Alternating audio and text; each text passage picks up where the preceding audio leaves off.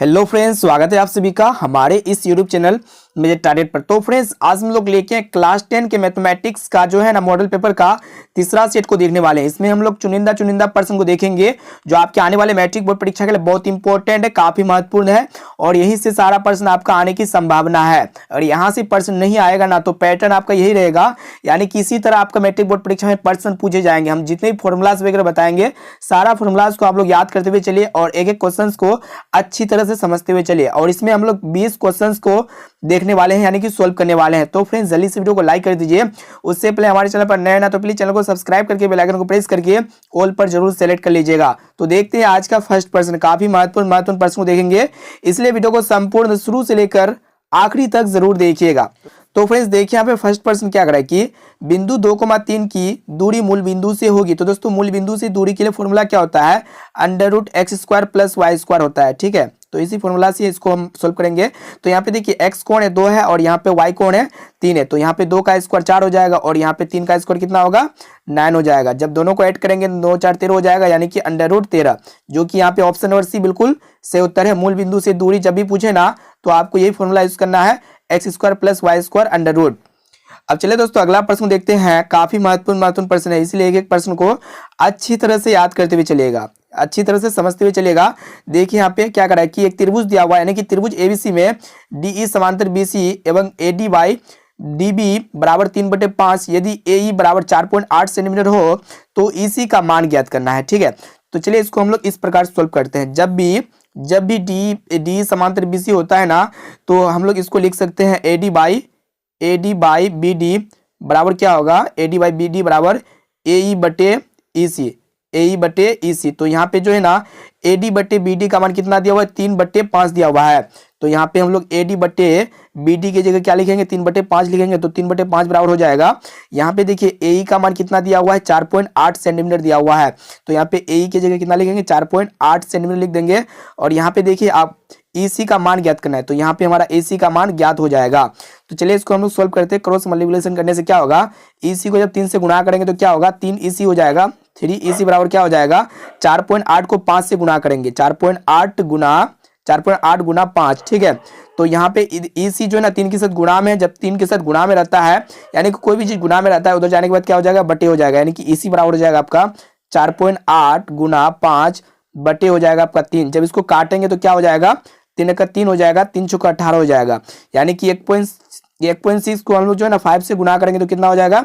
1.6 गुना 5, यानी कि 16 × 5 = 80 हो जाएगा, यानी कि 8.0, यानी कि 8.0 को हम लोग कह सकते हैं 8 सेंटीमीटर, यानी कि यहाँ पे हमारा ऑप्शन नंबर सी बिल्कुल सही उत्तर है। अब चलिए दोस्तों अगला प्रश्न देखते हैं, काफी महत्वपूर्ण प्रश्न है कि यदि दो चर में दो रैखिक समीकरण के हल अनंत हो तो उनके आलेख होंगे। तो दोस्तों जब भी हल अनंत होता है ना तो इस कंडीशन में क्या होता है? रेखाएं समपाती होती है, यानी कि दोनों रेखाएं क्या होती है? समपाती होती है। यहाँ पे और ऑप्शन नंबर सी बिल्कुल सही उत्तर हो जाएगा। दोनों रेखाएं क्या होगा? समपाती होगा। जब भी दो रेखाएं आपस में, यानी कि दो रैखिक समीकरण का हल क्या होगा? अनंत होगा। और इस कंडीशन में क्या होता है कि समीकरण युग्म संगत होता है। अब आइए फ्रेंड्स देखिए यहाँ पे नेक्स्ट प्रश्न काफी महत्वपूर्ण है कि कोट 90° माइनस थीटा बराबर होता है। तो दोस्तों कोट 90° माइनस थीटा बराबर जो होता है ना टेन थीटा के बराबर होता है, यानी कि यहाँ पे हमारा ऑप्शन नंबर बी बिल्कुल सही उत्तर है। अब चलिए दोस्तों अगला प्रश्न देखते हैं, काफी महत्वपूर्ण प्रश्न है। प्लीज वीडियो को संपूर्ण शुरू से लेकर आखिरी तक जरूर देखिएगा, ये लास्ट रिवीजन वीडियो है इसीलिए इसको संपूर्ण जरूर देखिएगा। देखिए यहाँ पे कि बिंदु 4,3 किस पाद में है? तो दोस्तों पाद यानी कि चतुर्थांश में आपको पूछ रहा है। तो यहाँ पे जो है ना आप सभी को पता होगा ये कार्तीय तल होता है, ये आपका क्या होता है? पहला चतुर्थांश होता है जो प्लस प्लस होता है, और दूसरा चतुर्थांश जो होता है ना क्या होता है? माइनस को प्लस होता है, और तीसरा चतुर्थांश क्या होता है? माइनस को माइनस होता है, और चौथा जो चतुर्थांश होता है वो आपका क्या होता है? प्लस को माइनस होता है। इसको आप लोग याद रखिएगा। ये आपका हो गया पहला चतुर्थांश, ये आपका हो गया दूसरा चतुर्थांश, और ये आपका तीसरा चतुर्थांश हो गया, और ये आपका लास्ट में चौथा चतुर्थांश हो गया। ठीक है, तो यहाँ पे 4,3 है ना, तो यहाँ पे 4,3 से पहले क्या? प्लस प्लस, यानी कि प्लस 4,+3 जो है ना ये पहला चतुर्थांश में है, यानी कि यहाँ पे जो है ना हमारा ऑप्शन नंबर ए बिल्कुल सही उत्तर हो जाएगा। +4,+3 यहाँ पे हमारा ऑप्शन नंबर ए बिल्कुल सही उत्तर हो जाएगा, प्रथम पाद में स्थित है। आप लोग इसको याद रखिएगा, यहीं से आपका प्रश्न आएगा कि चतुर्थांश से आपका जो है ना प्रश्न बराबर आता है। तो ये आपका प्लस प्लस होता है पहला चतुर्थांश, ये आपका पहला चतुर्थांश हो गया, और दूसरा चतुर्थांश क्या होता है? माइनस को प्लस होता है, और तीसरा चतुर्थांश जो होता है ना आपका क्या होता है? माइनस को माइनस होता है, और चौथा चतुर्थांश क्या होता है? प्लस को माइनस होता है। इसको आप लोग अच्छी तरह से याद रखिएगा। अब चलिए फ्रेंड्स अगला प्रश्न देखते हैं, काफी महत्वपूर्ण प्रश्न है। 2 -2,3 और 4,1 को मिलाने वाले रेखाखंड के मध्य बिंदु का नियामक है। तो दोस्तों यहाँ पे जब भी 2 पॉइंट्स दिया हुआ रहेगा, एक पॉइंट्स दिया हुआ है P और दूसरा पॉइंट्स दिया हुआ है आपका Q, जब भी 2 बिंदु रहेगा आपको और पूछेगा कि मध्य बिंदु का नियामक क्या होगा, यानी कि मिडिल पॉइंट आपसे पूछेगा, तो आप जो है ना इस फॉर्मूला को यूज कीजिए। फॉर्मूला क्या होता है कि x बराबर जो फॉर्मूला होता है आपका x1 प्लस x2 बटे 2 होता है, और आपका y बराबर जो फॉर्मूला होता है क्या होता है y1 प्लस y2 बटे 2। तो इसके अकॉर्डिंग सोल्व कीजिए, आपका जो मैथ्स जो होगा ना सोल्व हो जाएगा। तो यहाँ पे देखिए x1 का जो मान है ना कितना दिया हुआ है, -2 दिया हुआ है, तो यहाँ पे -2 प्लस x2 का मान 4 दिया हुआ है बटे आपका 2 हो जाएगा, और यहाँ पे y1 का मान कितना दिया हुआ है 3 दिया हुआ है, यानी कि 3 प्लस y2 का मान कितना दिया हुआ है 1 दिया हुआ है, तो यहाँ पे 3 प्लस 1 बटे 2 हो जाएगा। अब देखिए यहाँ पे 4 में जब हम लोग 2 को माइनस करेंगे तो कितना होगा 2 हो जाएगा, 2 बटे 2, और यहाँ पे 3 और 1 कितना हो जाएगा 4 हो जाएगा, 4 बटे 2।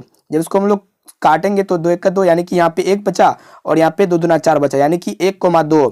यहाँ पे और ऑप्शन नंबर ए बिल्कुल से उत्तर हो जाएगा 1,2। अब चलिए फ्रेंड्स अगला प्रश्न देखते हैं। देखिए यहाँ पे क्या करें कि किसी समचतुर्भुज के विकर्णों की लंबाई 30 सेंटीमीटर तथा 40 सेंटीमीटर हो तो इसकी भुजा की लंबाई ज्ञात करना है। जब भी आप सभी को समचतुर्भुज रहेगा और उसकी विकर्ण की लंबाई दिया हुआ रहेगा 30 सेंटीमीटर और 40 सेंटीमीटर, यानी कि कुछ भी डाटा दिया हुआ रहेगा और आपसे पूछेगा कि ये समचतुर्भुज की भुजा की लंबाई क्या होगा, तो आपको जो है ना इस तरह सोल्व करना है। मान ली कि ये पहला विकर्ण जो है ना इसको D1 मान लेते हैं, D1 का मान दिया हुआ है 30 सेंटीमीटर, और दूसरा विकर्ण को मान लेते हैं D2, यानी कि D2 का मान कितना दिया हुआ है 40 सेंटीमीटर दिया हुआ है। तो दोस्तों आप सभी को पता होगा जो विकर्ण की भुजा की लंबाई के लिए जो फॉर्मूला होता है, यानी कि समचतुर्भुज की जो भुजा बराबर जो होता है फॉर्मूला क्या होता है 1/2 इंटू D1 का स्क्वायर प्लस D2 का स्क्वायर, यहाँ पे अंडर रूट आप सभी को कर देना है, ठीक है। तो यहाँ पे 1/2 अंडर रूट D1 का मान देखिए 30 है ना, तो यहाँ पे 30 का स्क्वायर हो जाएगा, प्लस यहाँ पे D2 का मान देखिए 40 है ना, तो यहाँ पे 40 का स्क्वायर हो जाएगा। तो यहाँ पे क्या होगा कि 1/2 इसको सोल्व करते हैं, तो यहाँ पे 1/2 यहाँ पे इंटू हो जाएगा। अब देखिए यहाँ पे 30 का स्क्वायर कितना होगा 900 हो जाएगा, उसके बाद 40 का स्क्वायर 1600 हो जाएगा। जब दोनों को ऐड करेंगे तो कितना हो जाएगा, यहाँ पे ऊपर में कर रहे हैं तो यहाँ पे 1/2 है तो 1/2 रहने दीजिए, गुणा कर दीजिएगा। यहाँ पे अंडर रूट क्या होगा कि 900 और 1600 आपका हो जाएगा 2500, कितना होगा 2500, और ये 2500 जो है ना किसका स्क्वायर रूट है, तो यहाँ पे 1/2 गुणा ये 2500 जो है ना 50 का स्क्वायर रूट है, ठीक है। तो यहाँ पे जब इसको काटेंगे तो 25 गुना 50 हो जाएगा, यानी कि 25 को 1 से गुणा करने से कितना प्राप्त होगा 25 सेंटीमीटर, यानी कि जो है ना यहाँ पे हमारा ऑप्शन नंबर सी बिल्कुल से उत्तर हो जाएगा 25 सेंटीमीटर। अब चलिए फ्रेंड्स अगला प्रश्न देखते हैं। देखिए यहाँ पे क्या करा है कि k के किस मान के लिए समीकरण kx² + 4x + 1 = 0 के मूल वास्तविक तथा असमान है। तो दोस्तों जब भी मूल वास्तविक तथा असमान यानी कि वास्तविक और भिन्न मूल होता है ना, तो इसके लिए जो कंडीशन होता है आपका क्या होता है d > 0 होता है, यानी कि d का मान क्या होगा 0 से बड़ा होगा। d मतलब विविक्तर, और विविक्तर बराबर फॉर्मूला क्या होता है, d बराबर जो फॉर्मूला होता है b² - 4ac होता है, यहाँ पे > 0 हो जाएगा, ठीक है। एक काम करते हैं इसमें हम लोग क्या करेंगे कि एक काम कीजिए -4ac ना, तो इसको ऐसे छोड़ दीजिए, इसको कुछ भी मत कीजिए, यहाँ पे > और 0 की तरफ जो है ना b² को लेके आएंगे तो ये आपका क्या हो जाएगा -b² हो जाएगा, ठीक है। तो यहाँ पे क्या होगा कि माइनस से माइनस कैंसिल हो जाएगा। अब इसको हम लोग सोल्व करते हैं 4 गुना, यहाँ पे a का मान कितना हो जाएगा जो x² के साथ गुणा में रहता है, यानी कि x² के साथ गुणा में कौन है k है, गुणा c का मान देखिए c कौन होता है अचर पद होता है, यानी कि 1 हो जाएगा, यहाँ > हो जाएगा आपका b का मान देखिए जो x का गुणा होता है, जो x का गुणांक कौन है यहाँ पे 4 हो जाएगा, 4 का स्क्वायर कितना हो जाएगा 16 हो जाएगा। जब इसको काटेंगे तो 4 को 16 हो जाएगा, यानी कि यहाँ पे k को 1 से गुणा करेंगे तो क्या हो जाएगा k यहाँ पे आपका 4, यानी कि k > 4, जो कि यहाँ पे ऑप्शन नंबर बी में है। यहाँ पे हमारा ऑप्शन नंबर बी बिल्कुल से उत्तर है। अब चलिए फ्रेंड्स अगला प्रश्न देखते हैं। देखिए यहाँ पे क्या करा है कि यदि 15 कोट a = 8 तो साइन a का मान क्या होगा। तो बहुत ही सिंपल प्रश्न है दोस्तों। यहाँ पे कोट a बराबर कितना दिया हुआ है 15 कोट a = 8, तो यहाँ पे 15 को जो है ना जब गुणा में इधर आके राइट साइड में आने के बाद क्या हो जाएगा बटे हो जाएगा, यानी कि 8/15 हो जाएगा। तो दोस्तों कोट थीटा बराबर जो फॉर्मूला होता है कोट a बराबर क्या होता है b/p होता है। तो यहाँ पे b का मान कितना हो जाएगा 8 हो जाएगा, और यहाँ पे p का मान कितना हो जाएगा आपका 15 हो जाएगा, ठीक है।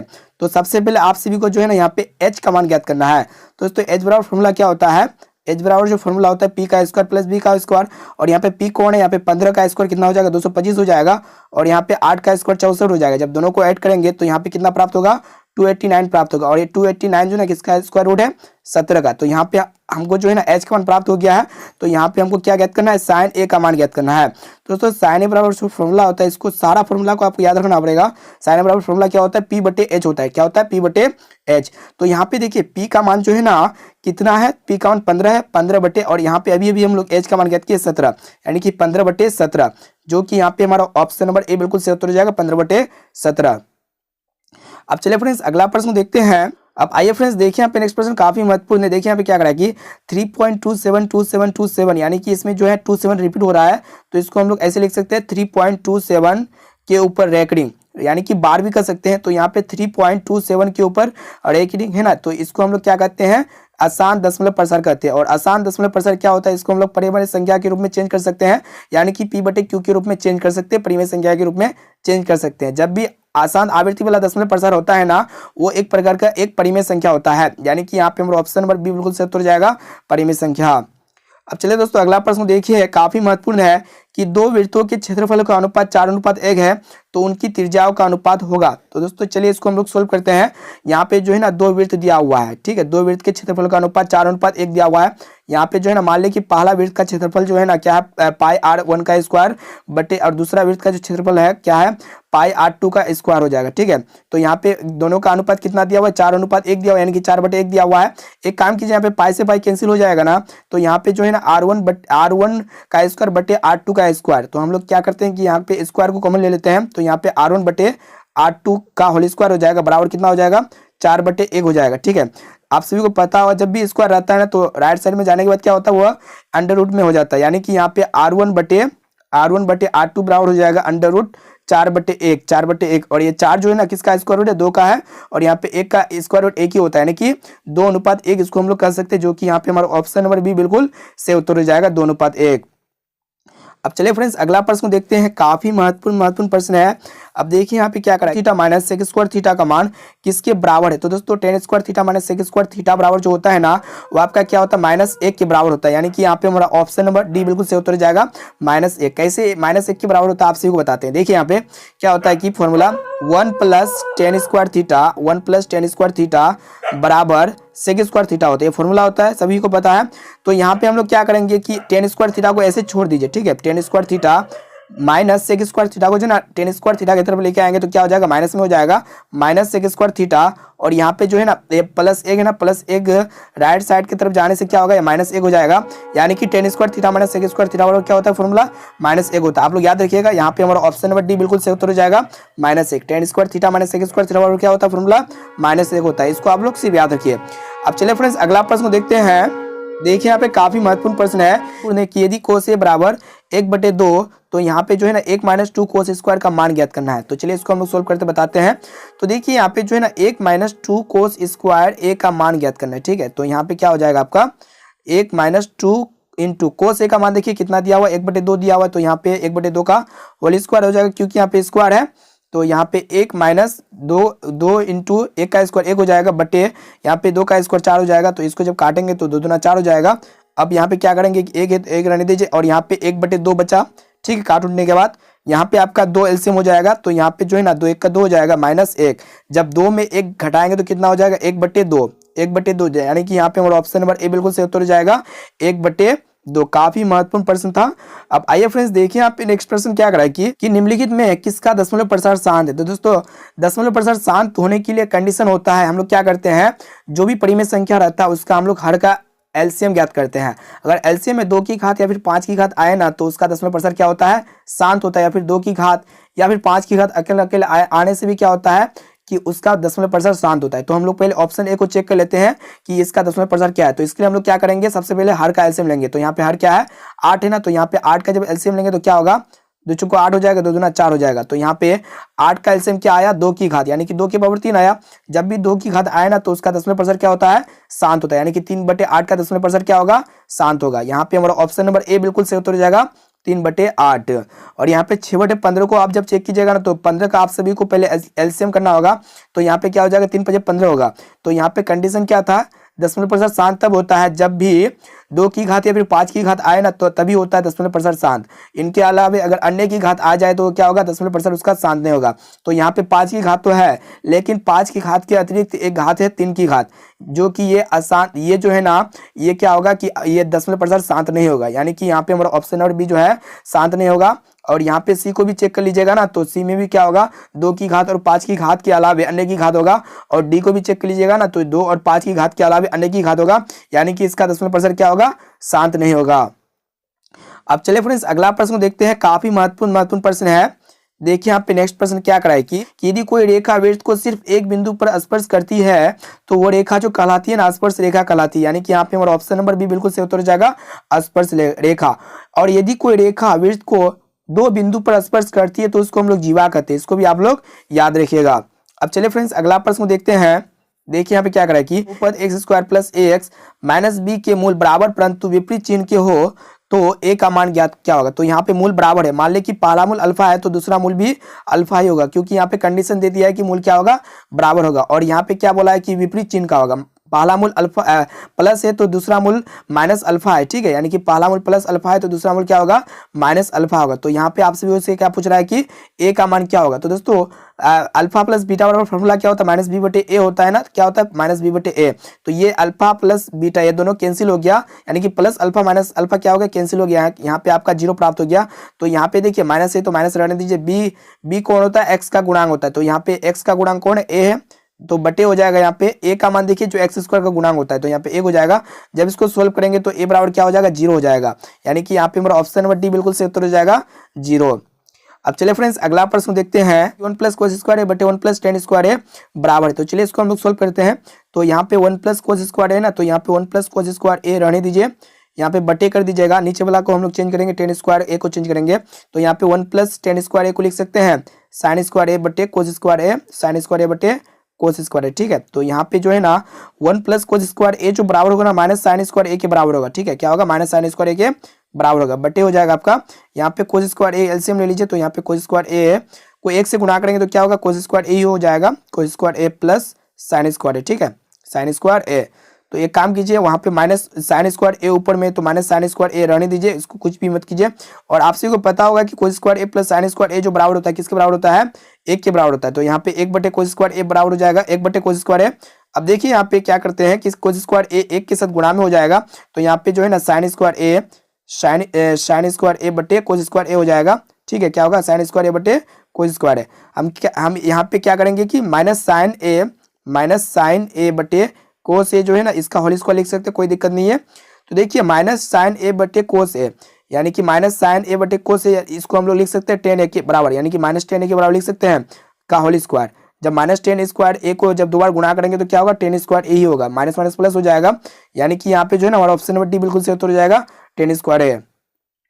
अब चलिए फ्रेंड्स अगला प्रश्न देखते हैं। एक शंकु का आयतन 1570 सेंटीमीटर क्यूब है, यदि इसके आधार का क्षेत्रफल 314 सेंटीमीटर स्क्वायर है तो इसकी ऊंचाई क्या होगा। तो दोस्तों यहाँ पे जो है ना शंकु का आयतन तो दिया हुआ ही है, ठीक है। इसके साथ साथ जो है ना इसके आधार का क्षेत्रफल भी दिया हुआ है 314 सेंटीमीटर स्क्वायर, और ये आधार का क्षेत्रफल जो होता है ना वृत्त के क्षेत्रफल के बराबर होता है। तो यहाँ पे जो है ना शंकु का आयतन का फॉर्मूला क्या होता है, 1/3 पाई आर स्क्वायर एच होता है, और ये जो बराबर होगा किसके बराबर होगा, 1570 के बराबर होगा, ठीक है। तो यहाँ पे जो है ना ये आधार का क्षेत्रफल यानी कि वृत्त के क्षेत्रफल के बराबर होता है। तो यहाँ पे वृत्त का क्षेत्रफल दिया हुआ है पाई आर स्क्वायर का मान कितना दिया हुआ है, 314 दिया हुआ है, ठीक है। तो यहाँ पे फोकस कीजिए कि पाई आर स्क्वायर यहाँ पे भी है ना, तो यहाँ पे हम लोग 314 लिख सकते हैं, यानी कि 1/3 गुना 314 गुना हो जाएगा एच बराबर क्या हो जाएगा, 1570 हो जाएगा, ठीक है। कितना होगा, 1570। तो इसको जब हम लोग सोल्व करेंगे तो एच बराबर क्या हो जाएगा, 1570 गुणा 3/314, ठीक है। कितना होगा, 314। इसको हम लोग काटते हैं 2 का पढ़ा में, तो यहाँ पे 2 7 14 हो जाएगा। फिर यहाँ पे आपका हो जाएगा 1 बचा 2 8 16 हो जाएगा। फिर यहाँ पे 2 5 10 हो गया, ठीक है। यानी कि ऊपर में क्या हुआ 785 हो गया, और नीचे में आपका हो जाएगा 157। कितना होगा, 157। और 157 का पढ़ा में 5 बार में जो है ना 785 आ जाता है, यानी कि 5 को हम लोग 3 से गुणा करेंगे तो कितना होगा, 15 सेंटीमीटर। यानी कि यहाँ पे हमारा ऑप्शन नंबर बी बिल्कुल सही उत्तर हो जाएगा, 15 सेंटीमीटर। अब चलिए फ्रेंड्स अगला प्रश्न देखते हैं। देखिए यहाँ पे काफी महत्वपूर्ण प्रश्न है कि एक पासा को फेंकने पर एक अभाज्य संख्या आने की प्रायिकता क्या होगा। तो दोस्तों पासा में क्या क्या संख्या होता है, 1 होता है, 2 होता है, 3 होता है, फिर 4 होता है, फिर 5 होता है, फिर 6 होता है, ये सब संख्या होता है पासा में, ठीक है। तो यहाँ पे जो है ना पासा में कुल संख्या कितना हो गया, 6 संख्या हो गया, ठीक है। टोटल संख्या कितना हो गया, 6 हो गया।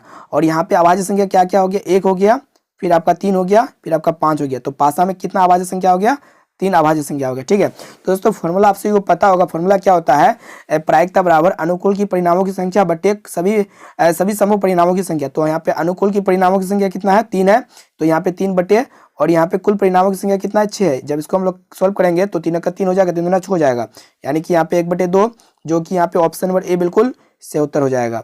अब देखिए यहाँ पे नेक्स्ट प्रश्न क्या कर रहा है कि काफी महत्वपूर्ण प्रश्न है कि एक मीनार से 100 मीटर दूर स्थित बिंदु पर मीनार का उन्नयन कोण 60 डिग्री है, तो मीनार की ऊंचाई है। तो दोस्तों इसमें आप सभी को क्या पूछ रहा है कि मीनार की ऊंचाई क्या होगा। मान ले कि यह एक मीनार है, ठीक है, और इस मीनार से 100 मीटर दूर जो है ना स्थित इसका जो उन्नयन कोण है 60 डिग्री है, यानी कि यहाँ पे यहाँ से लेकर यहाँ तक की दूरी कितना है, 100 मीटर दूर है, और यहाँ पे इसका उन्नयन कोण कितना है, 60 डिग्री है। तो यहाँ पे आपसे वो क्या पूछ रहा है कि मीनार की ऊंचाई, यानी कि यहाँ पे आपसे को एच का मान ज्ञात करना है। तो दोस्तों यहाँ पे हम लोग एच का मान किस प्रकार ज्ञात करते हैं आपसे को बताते हैं। तो यहाँ पे जो है ना हम लोग फॉर्मूला एक यूज करेंगे, tan 60 डिग्री बराबर। तो दोस्तों tan थीटा बराबर क्या होता है, p/b होता है। तो यहाँ पे tan 60 डिग्री बराबर हो जाएगा, p कौन है यहाँ पे h हो जाएगा, h बटे, और यहाँ पे b कौन हो जाएगा, 100 हो जाएगा। तो यहाँ पे tan 60 डिग्री का मान जो होता है ना √3 होता है, यानी कि √3 बराबर क्या हो जाएगा, एक h बटे 100 हो जाएगा। जब इसको हम लोग गुणा करेंगे क्रॉस मल्टीप्लिकेशन, यानी कि h बराबर कितना हो जाएगा, 100√3 हो जाएगा। कितना होगा, 100√3, यानी कि यहाँ पे जो है ना हमारा ऑप्शन नंबर ए बिल्कुल सही उत्तर हो जाएगा, 100√3 मीटर। तो फ्रेंड्स इसमें जो है ना हम लोग काफी महत्वपूर्ण प्रश्न को देखिए, जो आपके आने वाले मैट्रिक बोर्ड परीक्षा में इसी तरह का प्रश्न आपको देखने को मिलेगा। इसीलिए इस वीडियो को संपूर्ण शुरू से लेकर आखिरी तक जरूर देखिएगा। अभी तक वीडियो को लाइक नहीं किया ना तो प्लीज वीडियो को लाइक जरूर कर दीजिएगा, और हमारे चैनल पर नए हैं तो प्लीज चैनल को सब्सक्राइब करके बेल आइकन को प्रेस करके ऑल पर जरूर सेलेक्ट कर लीजिएगा। और इस वीडियो को संपूर्ण शुरू से लेकर आखिरी तक देखने के लिए थैंक यू। और आप लोग बताना कि आप लोगों को क्वेश्चन जो है ना कैसा लगा। तो दोस्तों फिर मिलते हैं जल्दी अगले वीडियो पे।